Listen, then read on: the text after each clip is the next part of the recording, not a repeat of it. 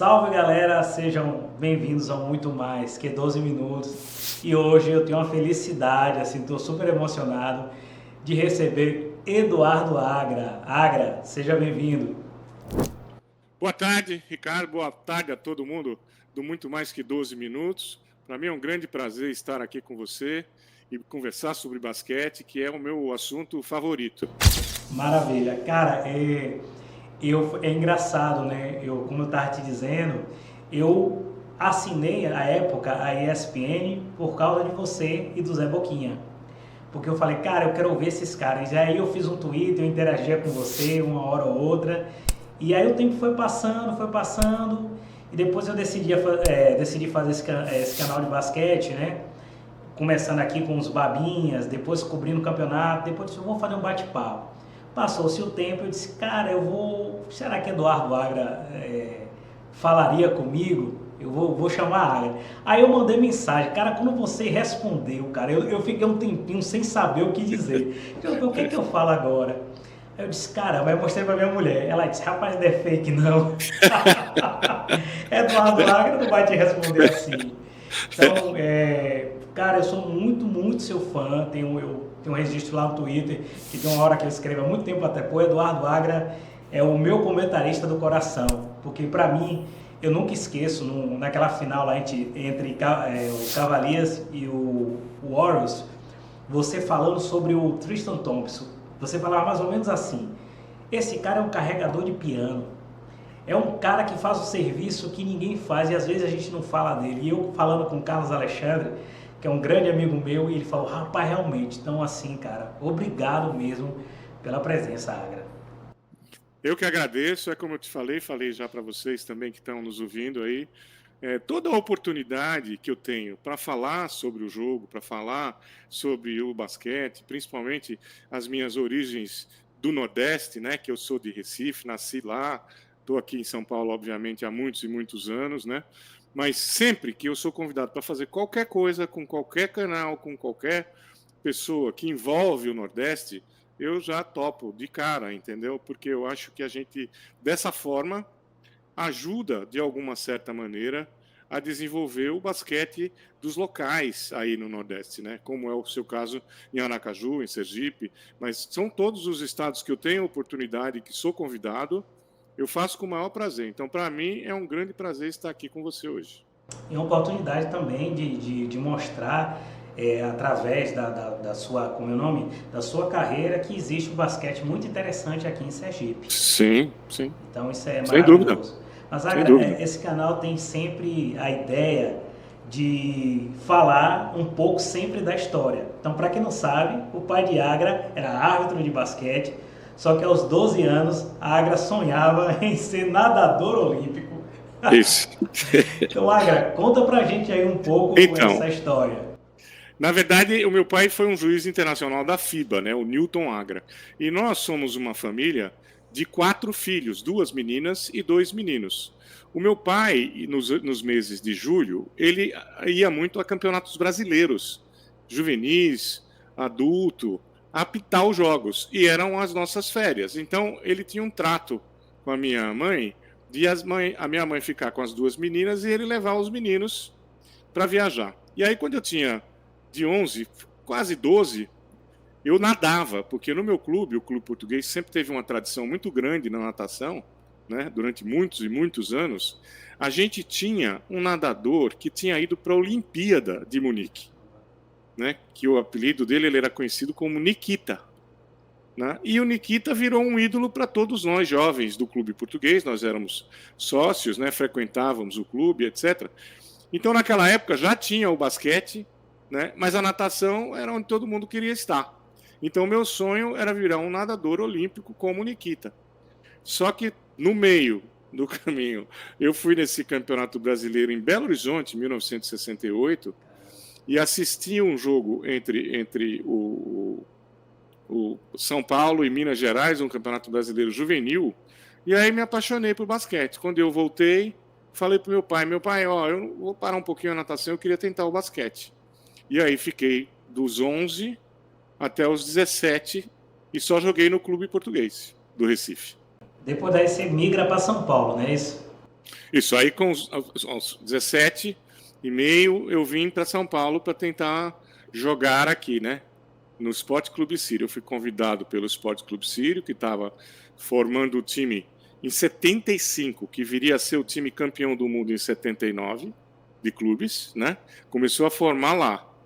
E me fez o convite, e eu estava no terceiro ano do científico na época, né? Que hoje é o terceiro colegial, no Colégio Nóbrega, no meio, né? E o meu pai falou: você vai, agora é o seguinte, você vai ter que estudar, se não estudar, você volta. Então eu vim para São Paulo, terminei o científico aqui, o colegial aqui, e comecei a jogar naquele time lá em 75, que já tinha o Dodge, que era um jogador que era o capitão do time, que já tinha ido à Olimpíada de 72. Tinha o Marcel, que é um ano mais velho que eu, que também já estava na seleção brasileira adulta naquela época. Tinha alguns bons jogadores, tinha o Mosquito ainda. Eu joguei com o Mosquito, que foi campeão do mundo em 63 e medalhista olímpico, né, em 60. Eu cheguei a jogar ao lado do Mosquito. Então, na verdade, eu tive a oportunidade, como eu fui muito cedo, de conviver com 3 gerações diferentes do basquete. Porque eu joguei com o Mosquito, eu joguei com o Hélio Rubens, eu joguei contra o Bira, com o Hélio Rubens e o Bira eu joguei na seleção. Mas joguei contra nos clubes, né, o Dodge. Então eu tive a oportunidade de jogar contra ou com alguns jogadores da década de 60, todos da década de 70, né, e todos da década de 80, porque eu só parei de jogar em 92. Né? Então todos esses jogadores que passaram aí pela seleção brasileira, nos grandes campeonatos, ou de clubes, ou de seleção, eu estava presente. A partir de 76, eu estava na seleção brasileira adulta já. 75 eu fui campeão juvenil e pan-americano juvenil, com o Oscar e com o Marcel no mesmo time, que era 18-19, né? 75, 79. E depois, com exceção dos 4 anos, né? E depois eu acho que a gente vai falar sobre isso, que eu fiquei fora. Todo esse tempo eu estava com esse pessoal da seleção brasileira até 1986. Foram 12 anos de seleção, Agra? Na verdade, né, eu entrei em 7,6 e saí em 8,6. Então foram 10 anos. 10 anos, né? Só que 4 desses anos eu estava nos Estados Unidos. E como é que foi essa sua ida para os Estados Unidos? Então, o seguinte, eu jogava lá no Sírio com um jogador americano, um dos melhores jogadores americanos que jogaram no Brasil, chamado o Larry Williams. Então o Larry jogou comigo de 7,6, tá, até 7,9. Nós jogamos juntos 3 anos. E nós ficamos muito amigos, né, lá no Sport Clube Sírio. Ele era titular daquele time que foi campeão do mundo, que era o Marquinhos, né, que eterno seleção brasileira, na minha opinião, o melhor pivô que jogou no Brasil, né? O Marcel, o Oscar, o Larry e o Dodge. Então, era um time que, por exemplo, os 4 titulares brasileiros foram jogadores olímpicos. Alguns, muitas vezes, como o Oscar e o Marcel. Mas o Dodge jogou a Olimpíada, né? E o Larry era um tremendo jogador. Jogou na Kansas State University, né? Que era, na época dele e na época minha, um time de divisão 1 que era top 20 do país, né? E eu estava na seleção desde 7,6, só que tinha uma dificuldade. Esse time que eu te falei era o time titular, tá? Na reserva desse time, na reserva, tinha eu, o Marcelo Vido e o Sayane. Os 3 reservas, os 3 foram olímpicos, os 3 foram jogar em mundiais, né? O Marcelo Vido, atualmente, ele faz parte do COB, do Comitê Olímpico Brasileiro, mas ele até o ano passado, ele foi durante 10 anos, né, diretor executivo do Flamengo de Esportes Olímpicos.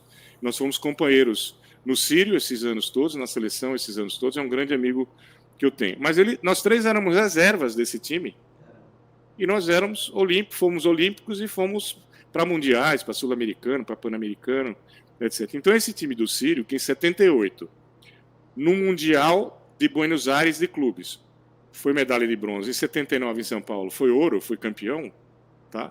Era esse time. Então era um time muito forte. Mas o que acontecia? Eu estava no clube, eu vinha do banco. Eu estava na seleção, eu vinha do banco. Então, nesse período que eu fiquei, de 7,5 a 7,9, são 5 anos, né? É isso aí, 7,5, 7,6, 7,7, 7,8, 7,9, 5 anos. Eu vinha sempre do banco, entendeu? E eu estava cansado de vir do banco, ficava irritado, tinha uns dias que eu achava que eu tinha que jogar mais, eu não entendia, né, que eu estava jogando junto com, né, dois dos maiores jogadores da história do basquete brasileiro, que era o Marcel e o Oscar, na minha posição. Então, quer dizer, naquela época, né, um jovem competitivo, porque quando você sai daí do Nordeste para vir para São Paulo, né, isso nos anos 70, o que você ouve é, porra, tem que vencer na vida, tem que competir, tem que... Então, eu era muito, muito competitivo. E você, quando é muito, muito competitivo e jovem ao mesmo tempo, às vezes você se perde um pouquinho, né? Então, eu perdi a paciência. Então, tinha dia que eu ficava pé da vida. E no dia seguinte, eu falava para o meu grande técnico, Cláudio Mortari, que foi meu técnico no Sírio esses anos todos aí, depois foi técnico de seleção brasileira juvenil, foi o cara que a minha primeira convocação para uma seleção brasileira, um sul-americano, em Araraquara, em 1975, tá? Com 17 anos e meio, eu fui convocado pelo Cláudio Mortari. Então ele fez uma parte, teve uma parte muito importante na minha vida, nas seleções brasileiras juvenis, né? E depois no Clube Sírio, onde nós ficamos juntos 5 anos lá, tá certo? Depois eu fui embora para os Estados Unidos, fiquei fora. Quando eu voltei para jogar no Corinthians, em 1985, tá? Eu não voltei dos Estados Unidos para lá, mas foi um dos clubes que eu joguei quando eu voltei. Eu estava lá, era um técnico, a gente foi mal num campeonato mundial de clubes na Argentina, o Cláudio assumiu. Aí eu fiquei mais 3 anos com ele no Corinthians. Então foi o cara que mais foi meu técnico na minha carreira, com exceção do professor Fernando Viana, que ficou comigo 7 anos. Mas o Cláudio ficou comigo 8 anos na minha carreira profissional. Então é um cara que eu batia muito cabeça com ele, principalmente no Sírio, né? Porque eu falava para ele, olha, por que o Marcel está jogando 25 minutos e eu só jogo 10? Entendeu? Eu não entendia. Eu não entendia a diferença, entendeu? Por que o Oscar ontem jogou 32 e não estava jogando nada, e eu joguei 10 só? Então isso aí me cansou um pouco, sabe? E aí o Larry ficava na minha orelha, né? Falava, por que você não vai para os Estados Unidos? Eu arranjo uma bolsa para você de estudos nessa universidade que foi a minha, que é divisão 1, que é top 20 todo ano. Você vai disputar, você tem familiaridade com o termo March Madness, né? Não. Explica aí pra gente. Então, o March Madness é o seguinte, é o campeonato nacional das universidades, anual, que normalmente acontece, normalmente não, sempre acontece no mês de março e no mês de abril, que um comitê seleciona as 64 melhores universidades daquela temporada de divisão 1, que eles vão jogando, é eliminação simples, tá? O objetivo é ficar entre no Final Four. Então essa universidade que eu fui, ela ia todo ano. Então durante a minha estada lá, eu estive em três March Madness, 3, daqueles melhores 64. Em 2, a nossa equipe ficou entre as melhores 16 e uma ficou entre as melhores 8. E eu jogava nesse time. Foi o primeiro time desde que eu saí de Recife. Primeiro. Mas isso na segunda temporada só. Porque eu saí em 7,5, 7,5, 7,6, 7,7, 7,8, 7,9, 80. 6 anos no banco. Jogava sempre, mas eu nunca fui titular. Entendeu? 81 eu fui titular na universidade. Foi a primeira vez na carreira, depois do Clube Português, quando eu era juvenil, infanto, que eu fui titular, entendeu? Antes disso não tinha sido. Então eu fiquei esses 6 anos aí sofrendo, porque quando eu saí daqui e o Larry sabia que eu estava saindo, porque eu estava pé da vida, que eu era reserva na seleção, reserva no Sírio, queria jogar mais, jogava sempre, tem isso, porque eu não era convocado para a seleção brasileira adulta à toa, entendeu? Eu era convocado porque eu jogava no Sírio, mas não jogava tanto quanto eu queria, entendeu? E aí, quando eu cheguei lá no primeiro ano, o cara que jogava na minha posição é um cara que depois vocês podem dar um Google. O nome dele é Rolando Blackman. Rolando Blackman. Ele era um filho de panamenhos, nascido no Canal do Panamá, mas que cresceu em Brooklyn, New York. Tá? E esse cara, quando eu cheguei lá na minha universidade, tá? Ele era o titular. E ele era um All-American. Ele foi, por exemplo, se os Estados Unidos tivesse ido na Olimpíada de 80, que não foi por causa da invasão, né, do Afeganistão, eles boicotaram, você lembra? Na Olimpíada de 80 em Moscou, os Estados Unidos não foi. Se preparou todo mundo da delegação, mas não foi porque a União Soviética tinha invadido o Afeganistão e eles protestaram e não foram, assim como outros países europeus também não foram. Mas o Rolando, quando estava treinando, ele era titular da seleção americana, que ia para Moscou. Era o cara que eu tinha que brigar por uma posição no primeiro ano que eu cheguei. O que aconteceu? Joguei bastante, mas era reserva. Né? Aí eu falei, pô, de novo. Mas os caras, o Larry falava assim para mim, fica tranquilo, Agro, ele vai ser draftado para a NBA, ele vai embora. Entendeu? E ele era o último ano dele mesmo. Aí ele foi draftado pelo Dallas Mavericks. Ele jogou no Dallas, não sei quantas temporadas no total, mas foi um bom número, mais de 8, 9, etc. E depois jogou no New York Knicks. Ele era um All-Star. Ele foi durante umas 5 temporadas All-Star da NBA. Era o cara que eu briguei. O último cara que eu briguei por posição foi esse. Rapaz, né? Não foi você tem uma ideia. Fácil, né, Agra? Aqui então, tinha Oscar e Marcel. Exatamente. Cheguei lá, era o Rolando Blackman. Mas aí fiquei lá aos 4 anos, né? Tive essa oportunidade de jogar nesse time forte, com um ótimo técnico. Então, por exemplo, o meu técnico, tá? O meu head coach, eu joguei em 83, foi a minha última temporada, que foi até final de abril, tá? E em 83 a gente teve o Pan-Americano de Caracas, tá? Ele era o head coach do time americano. E esse foi a primeira competição internacional do Michael Jordan. E ele era o técnico. Na minha última temporada lá, não, penúltima, que a gente jogou contra North Carolina, entre os 8 melhores, né? O nosso jogo decisivo foi contra North Carolina. O Michael Jordan não jogava ainda, mas ele tinha acabado de assinar. Então ele estava no jogo lá em Salt Lake City, em Utah. Entendeu? Então, foi a minha carreira, cara. Eu tive muita felicidade de nunca ser um cara protagonista, tá? Mas sempre estar nos lugares certos, nas horas certas. Então, eu disputei 4 mundiais de clube. 4. 2 com o Sírio, 1 com o Corinthians, 1 com o Monte Líbano. Eu acho que no Brasil só o Marcel disputou tanto ou mais. Só o Marcel. Marcelo Vido, acho que 3. Tá? Mas nem Oscar nem Marcel jogaram tantos. Quer dizer, o Marcel sim, mas o Oscar não. Acho que só eu, o Marcelo Vido e o Marcel jogamos mais que 3. Eu joguei 4. Tá? Eu fui no Mundial das Filipinas em 78, que eu não sei se você lembra, mas o Mundial das Filipinas em 78, que no time unia 3 gerações diferentes, porque estava o Bira, estava o Hélio, estava o Carioquinha, estava o Adilson, estava o Fausto, estava o Robertão, aí estava o Marcel, o Oscar, o Marquinhos, eu e o Marcelo Vido.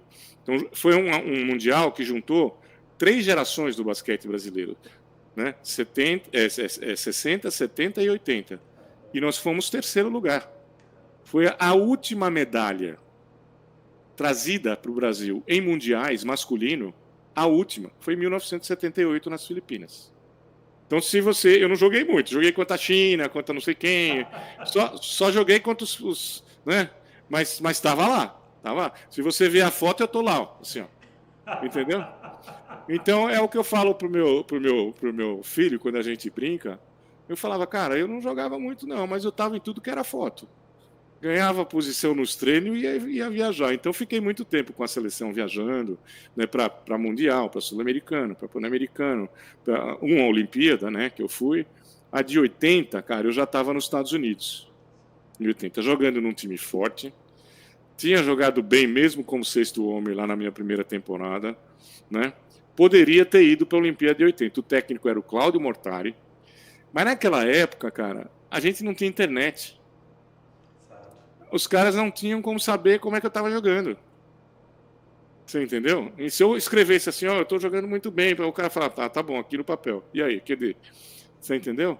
Então, a de 80, que eu achava que tinha sido uma seleção que eu teria muita chance de jogar até, né, porque era o Cláudio o técnico, então ele confiava muito em mim no final, né, eu acabei não indo por causa disso, eu não fui nem convocado, né, porque foi meu primeiro ano lá, 79 e 80, então eles não me viram jogar, né, e a mesma coisa aconteceu na de 84, porque quando eu voltei para cá em setembro de 83, depois de terminar a carreira lá em Kansas State, né?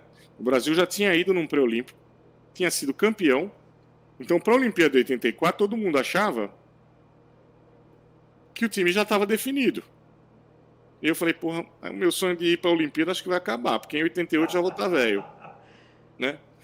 Mas eu nunca perdi a esperança, cara. Eu sempre acreditei, é muito importante aí para os jovens jogadores, né, que estiverem ouvindo a gente, né, de que você sempre ir atrás do seu sonho, perseguir o seu sonho, acreditar no seu sonho, até que ele não aconteça. Agora, enquanto não ficar realmente certo que não vai acontecer, você tem que continuar sonhando, né? Então eu cheguei nessa época aqui, falei, acho que não vai dar. Veja como são as coisas. Eu joguei 83 no Monte Líbano, o resto do Campeonato Paulista e Brasileiro. Quando acabou a temporada, eu recebi uma proposta assim muito bacana do Palmeiras, que estava tentando voltar a montar times fortes como eles tinham, né, nos anos 70. E eu ia ser a peça-chave. Os caras estavam me levando como o armador, capitão, né? O cara de salário bom, maior, entendeu? Eles queriam que eu comandasse esse time de 84 do Palmeiras. E eu topei, que era um desafio diferente, entendeu? Se eu fosse para os melhores times, naquela época, Monte Líbano, eu ia ser mais um, entendeu? No Palmeiras eu tinha a oportunidade de virar esse capitão, esse armador, esse cara que toma conta das coisas. Topei o desafio. E o Palmeiras formou um time forte para o Campeonato Paulista e Brasileiro. Quando foi em maio, a seleção brasileira, que tinha sido campeã pré-olímpica, ia começar a se preparar para a Olimpíada de 84 em Los Angeles, tá? Fazendo amistosos primeiro no Brasil, né? Para ir jogar um torneio importante na Europa. O time principal que estava pronto, né? Já tinha todo mundo, já tinha chegado, etc. Para fazer um amistoso forte com a seleção, era o Palmeiras. Você entendeu? Quer dizer, sabe aquele cavalo que passa selado na frente? Que você fala, opa, se eu não montar nesse cavalo agora, eu não monto nunca mais. Então, discutivelmente, na minha carreira de 75 até 92, que são 17 anos, né? 92, 93, vamos dizer 18 anos total, contando os Estados Unidos. Carreira de 18 anos. Esse jogo do Palmeiras contra a seleção brasileira, eu fiz o meu melhor jogo da carreira, na minha opinião. Armando, organizando, pontuando, marcando, porque eu era um cara, sou ainda, né? Eu dei uma encolhida, mas eu tinha um 95, devo estar com 94, né? Então eu era um armador grande. Naquela época, por exemplo, só tinha eu e o Cadum alto, grande, né? Só. O Cadum você já deve ter ouvido falar dele, etc, etc. Então eu era um armador grande, mas que era rápido, que era forte, que pegava rebote, que passava bem, que pontuava quando precisava. Só que eu defendia muito bem depois que eu voltei para os Estados Unidos. Entendeu? Então naquele jogo, por exemplo, eu defendi o Marcel, eu defendi o Nilo, eu defendi o Oscar. E o professor Renato Brito Cunha, que foi o técnico da Olimpíada em 84, ele era um cara que tinha passado algum tempo nos Estados Unidos morando, estudando, sendo técnico, e ele acreditava que ele ter no time um jogador que podia jogar posições diferentes, atacar de forma diferente e marcar jogadores diferentes seria importante. Entendeu? Me levou para treinar. Né? Quando o time foi para Itanhaém para treinar, nós éramos em 15 jogadores. Eu falei, pronto, agora eu vou. Entendeu? Então eu fui lá para Itanhaém, ficamos 23 dias lá treinando, né? Eu acordava, tomava café, ia ajudar o Marcel a se recuperar correndo na praia com ele, o preparador físico Pedro Toledo, que foi o técnico do João do Pulo e era o preparador físico da seleção. Descansava um pouquinho, treinava de manhã, almoçava. Não jogava pebolim, não jogava sinuca, não ficava conversando no hotel. Eu ia dormir, descansar, porque o treino da noite era muito importante. Eu encarei cada jogo, cada treino, como um jogo. Cada treino como um jogo. Entendeu? E aí acabei ganhando uma das 12 posições para ir para Los Angeles. Né? Mas foi dessa forma. Entendeu? Não sei se fosse outro técnico, se eu teria oportunidade. Então, sou muito grato ao Renato Brito Cunha, né, que foi presidente da Confederação Brasileira também, foi técnico. E ele me deu uma oportunidade. E teve muito a ver com a minha estada nos Estados Unidos, o que eu aprendi lá, né, a forma de jogar, de marcar, de defender primeiro, para atacar depois, etc. Então foi uma felicidade total. Então, quando eu fui para a Olimpíada de Los Angeles, em 84, meu sonho foi realizado. Então, tudo que veio depois, que foram mais 8 anos de carreira em grandes clubes do Brasil, né? Porque eu joguei depois na volta da Olimpíada, eu joguei no Corinthians, eu joguei na Pirelli, já tinha jogado no Monte Líbano, e eu tive a felicidade de encerrar minha carreira no Sírio. Massa demais, ó. Então, meus últimos 3 anos de carreira eu joguei no Sírio, que era o que eu queria fazer, que foi o clube que me levou, entendeu? Então, eu joguei 3 no Corinthians, joguei 1 na Pirelli e joguei 3 no Sírio para terminar a carreira, entendeu? Maravilha, Eduardo. Muito legal. Sensacional, cara. Muita história bacana. Olha, a gente vai fazer um intervalinho. Galera, fiquem por aí que tem mais com Eduardo Agra. Aí eu acho que a gente já pode, se você achar interessante, a gente já pode falar o seu início como comentarista. E eu gosto muito daquela história de você falar a diferença entre o Agra e o Edu, né? Tá. Essa história tá é sensacional, assim. Quando eu parei de jogar, em 1993, quando eu jogava no Corinthians, em 1986, eu era só um jogador profissional de basquete. Eu não tinha outra atividade nem outra profissão. E eu tinha muito medo de perder o inglês que eu tinha adquirido nos 4 anos de universidade, né? Porque eu tinha me formado lá em educação física, tá? E tinha feito o que eles chamam de um minor degree em letras, tá? Aqui no Brasil, eu falei para vocês que eu tinha que estudar, porque senão meu pai me levava de volta. A minha mãe era ela advogada. Aos 17 anos e meio para terminar o colegial aqui em São Paulo, obviamente eu estava completamente perdido, porque eu só queria saber de jogar bola. Então, se eles tivessem sugerido, olha, por que você não vai ser um astronauta? Eu teria ido, entendeu? Agora, a minha mãe era uma advogada que falava que eu gostava muito de ler e de escrever. E ela falou, olha, você deveria fazer direito. Aí eu falei, tá bom. Então, com 17 anos e meio, eu me inscrevi no vestibular de Direito, aqui na faculdade do Mackenzie, da Universidade de Mackenzie de São Paulo. Tá? O meu pai me fez fazer vestibular aqui, tá? Pagou a passagem para eu ir para Recife, em dezembro, fazer o vestibular lá e depois voltar. Por quê? Porque se eu tivesse feito o vestibular lá e tivesse entrado e não aqui, eu teria que ter voltado. Esse era o acordo. Quer dizer, aí, graças a Deus, eu entrei aqui na Faculdade de Direito do Mackenzie e estudei, me formei até 79, quando eu fui embora para os Estados Unidos. Então, eu tenho essa coisa do direito que eu nunca trabalhei, porque depois que eu vi que eu não iria gostar de fazer isso aí, entendeu? Durante o curso. Inclusive, quando eu terminei o 3º ano, já estava na seleção brasileira, todo bonitão, ia viajar, tinha um dinheirinho no bolso, tinha um carrinho.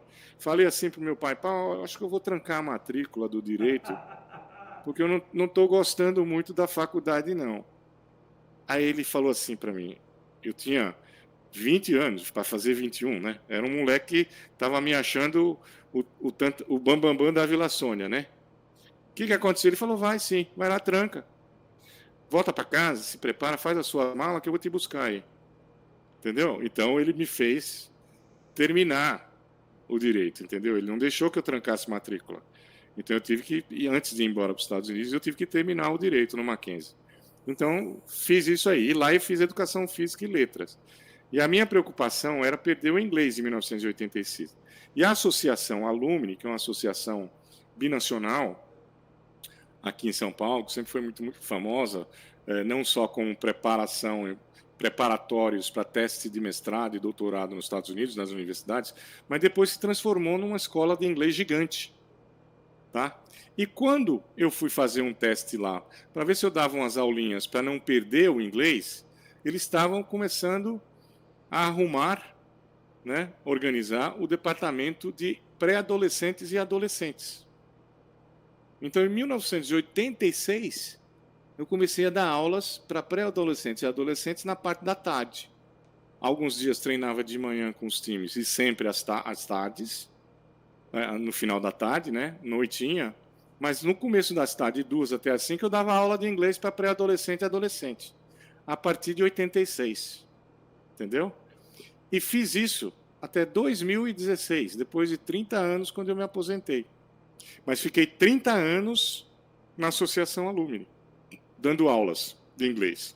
Depois eu fui também dar aulas em colégios aqui em São Paulo, como o Colégio Santo Américo, Colégio Lourenço Castanho, Colégio Avenue. Então eu fiquei 30 anos na Alumni e fiquei 27 nas escolas, quando eu me aposentei em 2016. E tudo isso para não perder aquele inglês da faculdade. Acabei virando um professor de inglês, entendeu? E lá, eu falei para mim mesmo quando eu entrei, eu não queria que as pessoas confundissem, sabe? Sim. Ó, esse cara aí, ele é o professor Agra, ele é jogador profissional de basquete da seleção brasileira. Então, desde o início, eu tive essa preocupação de não misturar as bolas. Então, lá eu queria ser o teacher.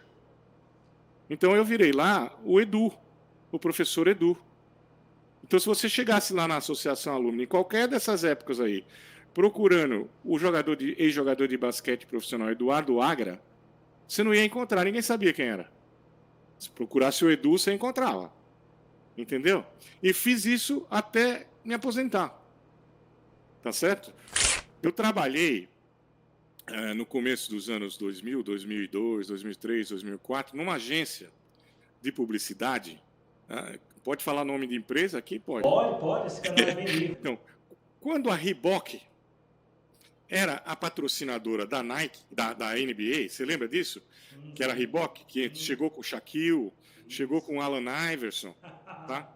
A Reebok, dessas empresas todas que já passaram pela NBA, a Nike, que é hoje a Adidas, depois da Reebok, e a Reebok foi a que mais trouxe jogadores e técnicos para o Brasil para dar clínicas e dar camps.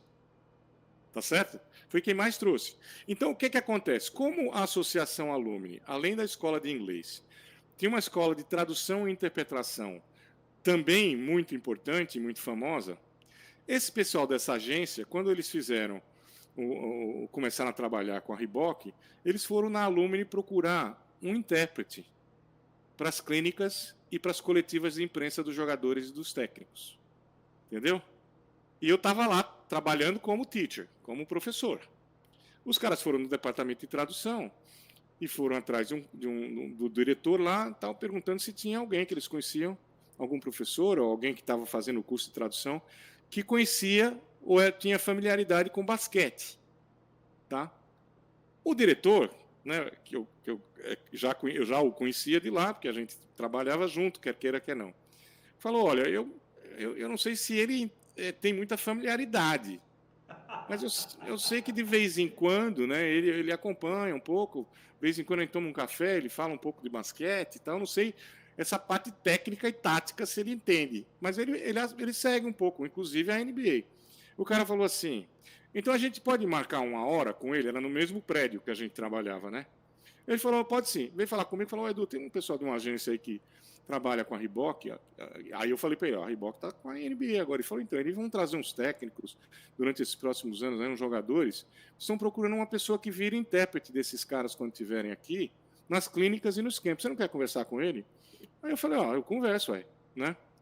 Fui conversar com o cara na sala do diretor uns 3 dias depois. Quando eu abri a porta, e o cara, o presidente, o diretor da agência, na verdade ele era o dono da agência, estava lá, ele era sócio do Clube Sírio.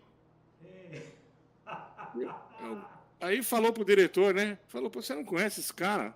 Esse cara foi campeão do mundo, conseguiu jogar na seleção brasileira, jogador olímpico, jogador medalhista mundial. E o cara, o diretor, né, que era meu amigo, virou para mim e falou, porra, sacanagem, Edu. Você devia ter falado isso pra gente, aqui ninguém sabe. Eu falei, olha, e vou te falar uma coisa, eu não quero que ninguém saiba, vai continuar sem saber, você não fala para ninguém, por favor, pelo amor de Deus. Aí comecei a trabalhar com essa agência, fiquei uns 4 anos com eles. Eu fui intérprete aqui no Brasil do Shaquille O'Neal, do Allen Iverson, do Sam Perkins, de um monte de gente, né, aqui. Porque eles vinham para os campos para a clínica e eu trabalhava como intérprete, porque era sempre julho, era sempre no verão deles lá. Então eu estava de férias da Alumni estava de férias das escolas. Então eu podia estar com tempo livre. Eu ia para o Rio com eles, ficava aqui em São Paulo o dia inteiro, entendeu?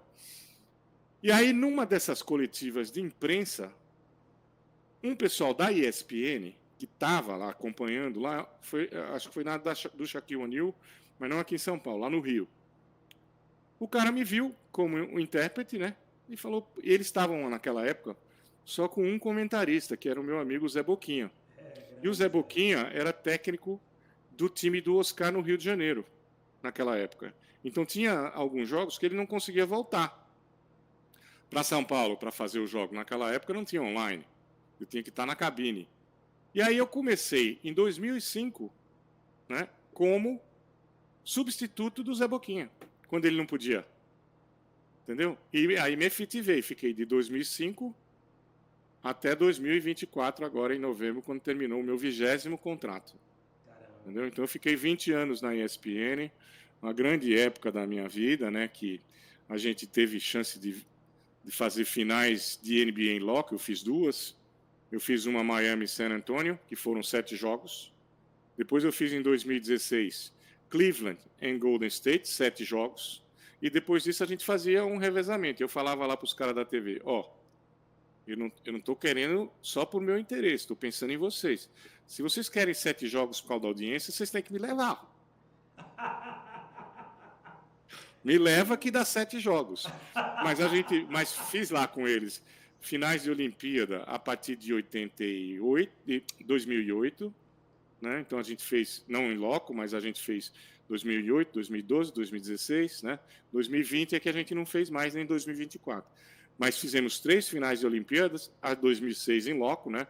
Que eu fui para a Olimpíada fazer todo o basquete em loco do Rio, né? Foi muito legal, uma experiência fantástica, né? E essas finais de NBA sempre, né? Quer dizer, as que eu não fui em loco, eu sempre fazia daqui, eu sempre estava na equipe, né? Então, meus 20 anos como comentarista na ESPN, para mim foi um grande prazer, uma grande honra. Eu sou muito agradecida, né, à TV pela oportunidade, né, de ter trabalhado tanto tempo, né? Agra, como era aquela resenha lá com o Rômulo Mendonça, né?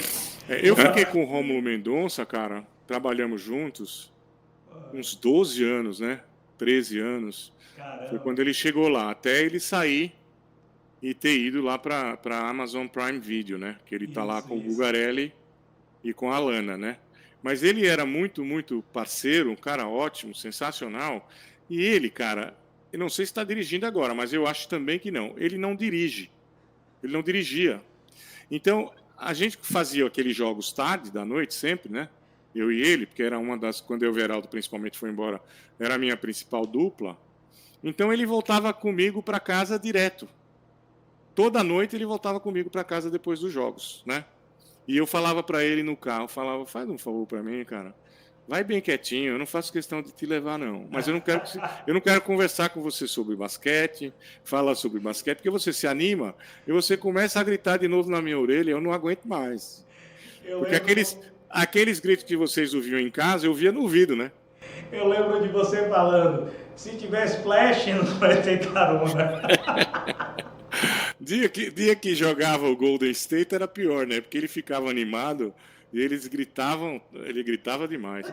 Mas ele, cara, é um cara que, graças a Deus, né, continua fazendo muito sucesso. Ele é um cara de Minas Gerais, de Divinópolis, cidade do interior de Minas, né? Uma família bacana. A esposa dele é uma pessoa sensacional.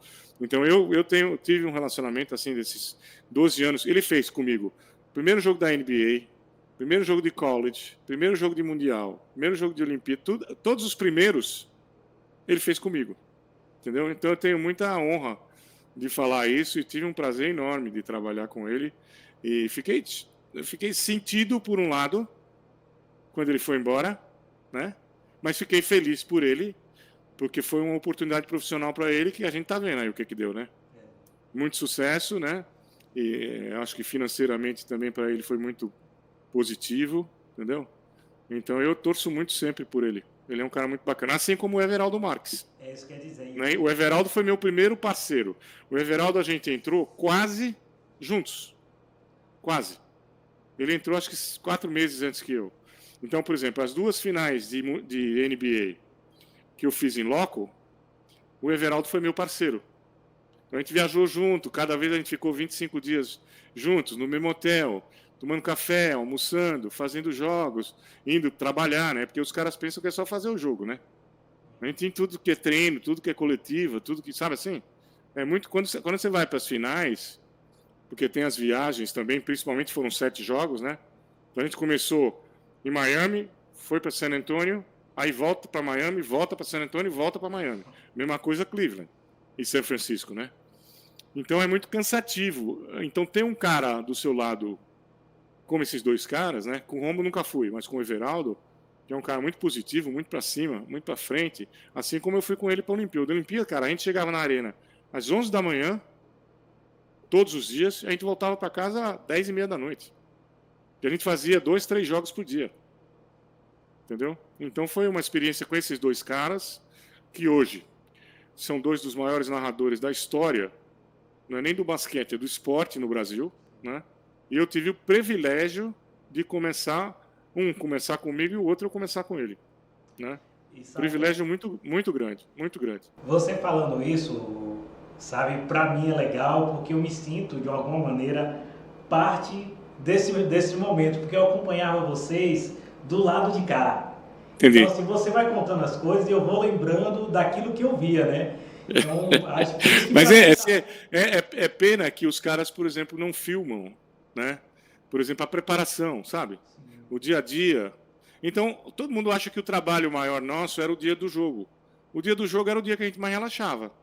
A gente podia tomar café com calma, podia almoçar com calma, ia para a arena umas 5 da tarde, o jogo só começava lá, né, nos locais, às 7 horas, 7h30, 9, etc. A gente descansava mais. Os outros dias, cara, era muito corre-corre, porque a gente gravava em tudo que é lugar, corria para cima e para baixo, era mais complicado, entendeu? Mas era muita resenha. Então, aí agora, né, eu estou trabalhando com o NBB, Show. fazendo alguns jogos do NBB, tá dando aí uma média de uns 4 jogos por mês, por enquanto. Eu fiz 4 em fevereiro, 4 em novembro, 4 em dezembro, agora já estou escalado para 2 em fevereiro, né? E janeiro 2, menos jogos, né? Porque o NBB, eles têm um esquema que eles têm, nós somos em 9 comentaristas. Então eles fazem um rodízio, né? A princípio estão fazendo aí com os comentaristas mais antigos, né? De lá. E eu entrei agora em novembro, né? Então eu fiz novembro, dezembro, agora já estou escalado para 2 de fevereiro, fiz 2 em janeiro, então estamos devagarzinho.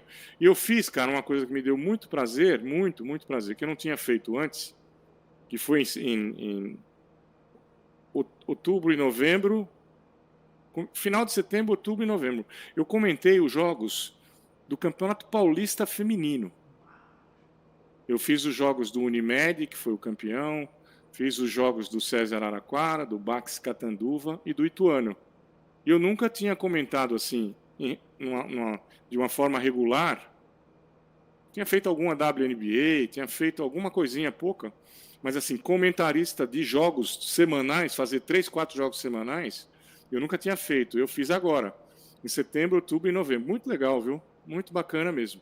Então, tô animado com essa coisa de comentar basquete feminino também agora. É um jogo diferente, é um jogo diferente, mas é um jogo muito técnico também. Então é muito bacana. Tá no SESI, né, Agra? Oi? Érica tá jogando no SESI, não é isso? Então, a Érica, se eu não me engano, ela aposentou. Ah, tá. Ela se aposentou depois dessa última participação dela na seleção brasileira.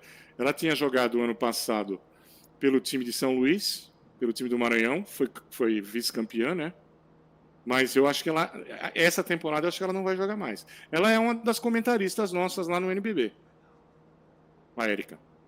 Agra, eu quero só 2 coisas assim para a gente conversar sobre basquete. Eu vi Janete comentando uma coisa bem bacana, né? Sobre esse jogo de transição do Gold State, que de uma certa forma Marcel e o Oscar já faziam. Aí sempre causa controvérsia, né? Você já viu uma entrevista dele quando ele foi para um camp, na época, era o New Jersey Nets. Não era o Brooklyn Nets, era o New Jersey Nets. Ele foi draftado e ele foi treinar lá, antes de uma liga de verão. Você já ouviu falar disso aí? Não? Então, tem uma entrevista dele em algum lugar que ele falou para o técnico assim: ó, se você me der 20 minutos, tá? Eu vou acabar o jogo com 20 pontos. Vai dar uma média de 1 ponto por minuto, tá? Para as pessoas que achavam que ele não ia conseguir jogar na NBA na época. Ele fez 4 jogos na Liga de Verão 4 e ele fez 24 pontos em cada jogo, ou mais de 20, porque o cara deu para ele os minutos, entendeu? Agora, a questão que ele fala, que as pessoas, tem gente que acredita, tem gente que não, é que ele não quis jogar na NBA. Primeiro, que quem era do meio sabia que o salário que iam oferecer para ele na NBA naquela época, eles ofereciam muito pouco para os estrangeiros, independente de quem era no basquete mundial, tá? E ele tinha um salário muito maior na Itália, na época.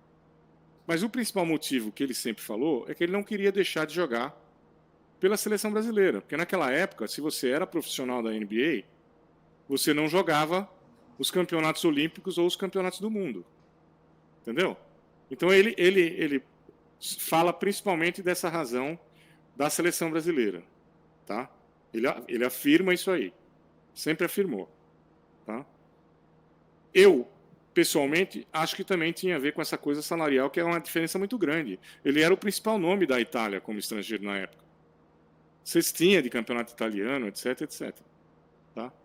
Então, se o pessoal procurar, tem essa entrevista que ele fala desses 4 jogos que ele fez na preparação, com essa coisa da pontuação, que ele fez pelo menos 20 pontos em cada jogo, nos 4 jogos que ele fez. Entendeu? Então, eu imagino, principalmente naquela época, quando a defesa era mais light, né, na NBA, os caras tinham mais espaço do perímetro para arremessar, para cortar, era mais 1 contra 1, etc. Ele teria feito 30 pontos por jogo, na minha opinião. Com certeza, eu não tenho dúvida. Eu joguei lado a lado com esse cara, tá? De 7,7 a 80 direto, todo dia. 7,5, 7,6 nas seleções brasileiras juvenis e seleção adulta. Então eu tive muito contato com esse cara no dia a dia, tá? De treinamento, de jogo, etc. E ele não fez esse nome, se tornou esse cara à toa. Então era um cara que pra gente, que estava acostumado no dia a dia, tá? Cada dia ele chocava a gente. Entendeu? Com o que ele fazia. Então, por exemplo, só que é um segredinho, hein, pessoal? Não vai contar para todo mundo, hein? Eu e o Marcelo Vido, nós éramos reservas do Oscar e do Marcel. No Sírio. Na seleção. Mas no Sírio, a gente treinava todo dia contra os dois, eu e o Marcelo. Ele marcava um, eu marcava o outro. Ele era mais atlético, maior, o Marcelo, que ele tinha 1,98 m. Ele ficava com o Oscar e eu ficava com o Marcel. E ele também ficava pé da vida, que ele jogava menos do que ele achava que devia jogar. Então eu e ele, só faltava a gente sentar de mão junta no banco para assistir o jogo, de tanto que a gente tinha em comum. E ele era um cara, até hoje, muito legal, muito bacana, muito meu amigo até hoje, e a gente se divertia por um lado, mas ficava puto junto também, entendeu? O que a gente fazia? A gente ia num jogo hoje, aí o Círio foi lá e ganhou do Palmeiras, o Oscar jogou 25 minutos, o Marcel jogou 28, e eu e ele jogava 10, 11, 12. Então, quando chegava no dia seguinte que tinha treino, a gente combinava. Falava, vamos matar esses 2 caras hoje de correr. E aí começava o coletivo, a gente corria, cara. Mas corria, até deixar os bichos com a língua aqui de fora. Era vingança. A nossa vingança era essa, eu e o Marcelo, entendeu? Mas a gente era muito assim, os dois, né? Ambos, né? A gente era muito competitivo, ele também era um cara hiper competitivo, mas assim, muito limpo, sabe? Muito honesto. Então a gente fazia tudo isso aí, marcava forte, marcava firme, corria pra cacete, mas era tudo de forma bacana, limpa, entendeu? Não tinha sujeira nisso tudo aí. A gente não torcia contra, entendeu? Não torcia contra. Então, foi uma época muito bacana. Mas a minha carreira na ESPN começou assim. Esse produtor viu uma coletiva de imprensa, eles estavam precisando de uma pessoa, me pediram para ir fazer um teste.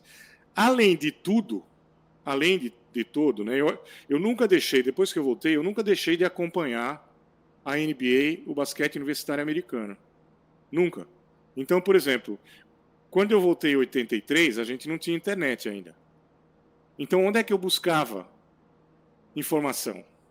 Existia uma pequena livraria na rua Oscar Freire, em São Paulo, nos Jardins, que vendia o New York Times, vendia a revista Sports Illustrated, entendeu? O New York Times chegava 3 vezes por semana. E eu só fazia jogar basquete até 86. O que é que eu fazia? Eu usava meu tempo para ir lá comprar jornal, comprar revista e continuar me atualizando. Então, quando chegou a época de eu fazer esses testes em 2005, que eu já estava acostumado com a internet e acompanhar tudo, então eu tinha muita informação sobre os times da NBA, sobre os jogadores, sobre os técnicos, sobre estatística. E se você acompanhava minhas transmissões, eu sempre tentava passar muita informação sobre números, sobre estatísticas, sobre nomes, etc, etc, etc. Por quê? Porque eu tinha tudo isso à minha disposição e nunca deixei de usar isso aí. Nunca deixei de olhar para mim, mesmo quando eu não trabalhava. Então, quando eu fiz o teste, eu estava preparado para fazer, porque eu acompanhava, entendeu? Então, devagarzinho a gente vai melhorando, né? Porque tem o beabá da televisão, que como eu não tinha uma formação de jornalista, eu tive que aprender no emprego, como a gente fala, né? Eu fui aprendendo devagarzinho no emprego. Tive ótimas pessoas que sempre me ajudaram lá. O Zé Boquinha, por exemplo, sempre me ajudou. O Everaldo era um parceiraço. A mesma coisa, o Ari Aguiar, que está hoje aí muito bem também, né? O Rômulo Mendonça. Então, sempre foi um processo de aprendizagem para mim. E isso eu acho uma coisa muito importante em qualquer atividade que você tenha. Você deve estar sempre tentando aprender, deve estar sempre aprendendo a melhorar. Eu te falei que eu fiz pela primeira vez o Campeonato Paulista Feminino, agora em setembro, outubro e novembro, né? Para mim foi um aprendizado, entendeu? Então eu aprendi durante todo o campeonato, entendeu? Então acho que é sempre importante, né? Até você entender que não existe nada pronto, e você tem que trabalhar, tem que correr atrás.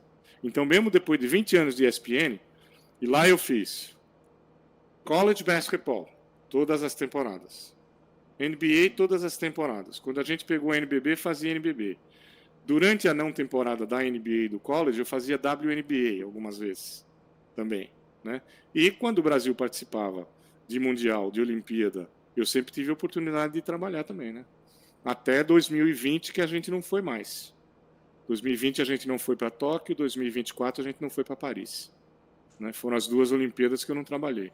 Mas Mundial, por exemplo, até o último Mundial eu trabalhei, o último que a gente teve, né? Entendeu? Que foi lá nas Filipinas, foi lá no Japão, foi aqueles lugares. Então sempre foi muito legal que eu tive um leque de opções de níveis de basquete, né, para trabalhar, né? Aí você aprende, né, com os técnicos, com os jogadores, com todo mundo. Agra, para não tomar muito mais seu tempo, a gente tem quase 1 hora aqui nessa conversa, né? E eu queria te perguntar assim, na sua carreira, assim, para você, qual foi o momento mais marcante da sua carreira? Então, cara, eu tenho que ser bem sincero, viu? E vai soar um pouco arrogante, né? Mas eu acho que a Olimpíada, para mim, que era o meu sonho, e que foi a Olimpíada, por exemplo, que o time americano tinha o Michael Jordan. E todos aqueles caras todos, né? Aquele timão de 84, que era o Bob Knight, o técnico, né? A Olimpíada, para mim, os times estrangeiros não estavam todos, mas, de qualquer maneira, estar na Olimpíada em Los Angeles, ficar hospedado na UCLA, jogar no Forum de Inglewood, etc., para mim foi a minha highlight. Tá certo? Aí você fala assim, pô, mas e a medalha de bronze lá nas Filipinas? Também foi uma highlight muito legal, muito bacana. Só que lá eu joguei muito menos. Entendeu? Então, e aí você fala, pô, mas tem o campeonato do mundo de basquete no Sírio, com 12 mil pessoas no Ibirapuera, contra um time, na época, iugoslavo, que vocês derrotaram na prorrogação. Então você vê que eu tive, em âmbitos diferentes, competições diferentes, uns highlights difíceis de esquecer, né, cara? Entendeu? Então, para mim, pegar só um, como a Olimpíada era o meu sonho, a Olimpíada vira. Mas esses momentos outros aí foram muito importantes. Aí, se eu virar para o lado de lá e pensar no basquete de divisão 1 universitário, eu sou o único jogador brasileiro, tá? A chegar num Elite 8 no March Madness. Eu sou talvez um dos 5 jogadores brasileiros a terem ido, acho que nem 5 dá, viu? Nem 5 dá. A terem ido 3 vezes para o March Madness. 3 temporadas diferentes. Tá? Eu sou um dos... Acho que não tem nem 10. Não tem 10. Talvez não tenha 5. Jogadores brasileiros que foram estudar numa universidade americana e jogar e ficaram os 4 anos na mesma universidade e se formaram. Tá? Eu fui o terceiro jogador brasileiro em 79 a ir para os Estados Unidos jogar na Divisão 1. O primeiro tinha sido o Marquinhos, que jogou em Pepperdine University, 2 anos, e o outro foi o Marcel, que jogou 1 ano. Então eu fui o primeiro a jogar 4 anos na mesma universidade e me formar nessa universidade. E volto a insistir, talvez, eu não tenho certeza desse número, mas talvez não tenham 10 nesse tempo todo que ficaram 4 anos na mesma universidade e se formaram nessa universidade. Entendeu? Então lá, essa minha participação lá nos Estados Unidos, né?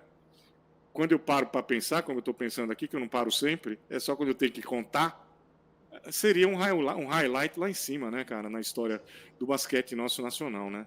Entendeu? Então, quando eu falo para vocês aí mais jovens, né, que estão aí, que moram em Aracaju, que moram em Recife, que moram em Natal, que moram em João Pessoa, né, em Campina Grande, onde o seu centro de basquete não é muito desenvolvido, né?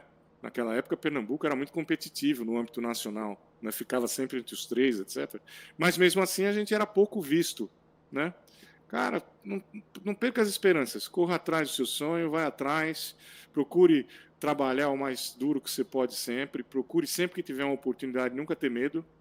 Eu morava, cara, numa família que os meus pais eram funcionários públicos federais, estudava numa das melhores escolas de Recife, frequentava um dos melhores clubes sociais de Recife. Então eu tinha uma vida, casa de praia, casa de cidade, tinha uma vida muito confortável. Muito confortável. Para os 17 anos abrir mão disso tudo, na época que a comunicação era muito difícil, vim para uma cidade como São Paulo, que era um monstro, né, na época, correr atrás do sonho. Entendeu? Pra você tem uma ideia, eu tinha que sair de casa domingo à tarde para ir numa rua lá no centro da cidade, né, que tinha a telefônica. Eu só podia falar com meus pais da telefônica, porque naquela época não existia DDD. Entendeu? Então era assim. Então eu vim para cá com 17 anos sozinho. Quer dizer, eu sou muito grato ao Círio, ao Dr. Rui Dipp, foi o diretor que me trouxe, me apresentou a sua família, que até hoje a gente tem contato com a família, ele já faleceu, né? Que me guiaram bastante, me ajudaram bastante, o pessoal do Círio também, o Dori, por exemplo, que era o capitão do time, na época estava se formando em engenharia, quando eu cheguei, ele me cuidou como um irmão mais novo. Até hoje nós somos amigos, frequentamos o mesmo clube, o Clube Círio. Entendeu? Somos amigos até hoje. Então, eu sou muito grato às pessoas que me acolheram aqui, o Círio, e eu fiz questão de encerrar a minha carreira, né, no Círio. Eu podia ter encerrado a carreira em outro clube, mas fiz questão de ir para lá. Eu já trabalhava, graças a Deus, né? E tive até uma forma de alguma maneira retribuir, que quando eu falei que eu queria terminar lá os meus últimos 2 anos, 3 anos, né? Que foram 3, o diretor do clube falou assim para mim: "Olha, mas desculpa, a gente não tem muito dinheiro, porque a gente montou o elenco, a gente já está meio fechado." Eu falei: "Cara, eu não vim aqui por causa do dinheiro. Vê aí o que é que você pode fazer. O que der, deu. Se não der, também deu. Eu vou jogar." E joguei os 3 últimos anos lá, ajudando o clube de alguma maneira. Para um jogador que tinha a minha qualidade individual, né? Como a gente gosta de falar nos Estados Unidos, eu fui lá ganhando peanuts. Entendeu? Mas fiquei muito feliz de ter encerrado a minha carreira lá. Então, cara, quando eu paro para pensar às vezes, para um cara que, comparado com as gerações que ele jogou, tá? E eu estou sendo bem sincero, tecnicamente, a maioria desses caras que eu mencionei para você, né, tanto eles foram até onde foram, eu não tinha o mesmo nível técnico. Não tinha. Tá? Mas sempre me cuidei muito fisicamente. Era um atleta um pouco fora do padrão. E isso tem muito a ver com as minhas peladas de futebol e o surf lá na Praia de Piedade, lá em Candeias. Entendeu? E eu sobrevivi no basquete em São Paulo, no Brasil, no mundo, nos Estados Unidos, sem ser um dos mais técnicos que você vai conhecer na história. Competindo. E me preparando. Entendeu? Então eu sou muito orgulhoso da minha carreira, por todos isso aí que eu te falei, e sempre assim, muito no esforço. Muito, muito, muito no esforço. Entendeu? Graças a Deus. Ô, Agra, muito obrigado, né? Eu vou falar uma coisa de todo o meu coração. Você é um dos presentes que o basquete me deu. Porque, cara, para mim está sendo super emocionante. E aproveito deixar um abraço para dois amigos, que é Carlos Alexandre, que também é teu fã. Ele esteve aqui em casa, aí eu não disse nada a ele, só mostrei o áudio da tua voz.